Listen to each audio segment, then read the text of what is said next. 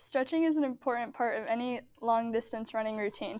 Not only does it help to improve flexibility and range of motion, but it also can reduce the risk of injury and improve performance. In this speech, we will go over the benefits of stretching, how to stretch, and the various types of exercises that are beneficial for long-distance running. By the end of this speech, you will have a better understanding of how to stretch before a long-distance run. According to brooksrunning.com, stretching is an important part of physical activity, but it is especially important for long-distance running. Proper stretching can help prevent injury, improve flexibility, and enhance overall performance. One of the biggest benefits of stretching before a long-distance run is injury prevention. Tight muscles are more prone to strains and tears, which can be devastating for a runner. Stretching helps to loosen muscles and increase their range of motion, which can help reduce the risk of injury. In addition to injury prevention, stretching can also improve flexibility. Flexibility is especially important for runners for long-distance running because it allows the runner to have more full range of motion. A stretching roll can be a useful tool for improving flexibility and range of motion. It can be used in various ways depending on the specific muscle groups that you want to stretch. According to hokarunning.com, there are 5 easy steps for anyone wanting to stretch for a long-distance run. Step 1, begin by selecting a comfortable surface to stretch on, mat, carpeted floor, whatever you prefer. Step 2, position the stretching roll under the muscle groups that you want to stretch, for example, a calf. Slowly lower your body onto the roll using your arms for support if needed.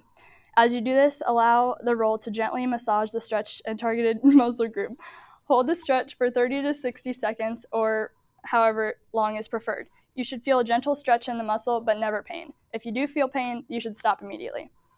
Repeat the stretch on the opposite side if desired. In addition to the steps above, it is important to remember a few key points when using a stretching roll. According to rrca.org, first make sure to breathe deeply and relax your muscles as you stretch. This helps to improve effectiveness of the stretch and prevent injury. Second, avoid bouncing or jerking movements. These can cause muscle strain. And finally, listen to your body and stop stretching if you feel any pain or discomfort.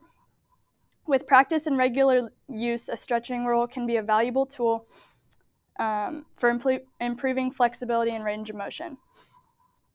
Static and dynamic stretching are 2 different types of stretching exercises that can be used in long-distance runs, before long-distance runs. Static stretching involves holding a stretch in a stationary position, while dynamic stretching involves actively moving through that stretch. An example of static stretching would be bending forward and touching your toes. Dynamic stretching would be doing kicking your leg up in the air as you're walking down the length of a track.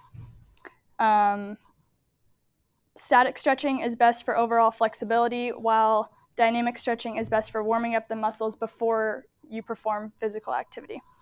It's important to incorporate both types of stretching into your workout routine to achieve optimal results.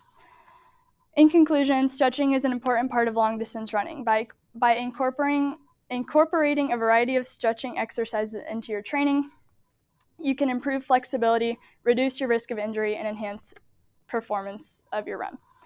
Whether you prefer static or dynamic stretching, the key is to listen to your body and stretch in a way that feels comfortable and effective for you. Today we went over the benefits of stretching, how to stretch, and the different types of stretching. From what you've learned throughout the speech, I hope you all enjoy a rewarding long-distance running experience. Thank you.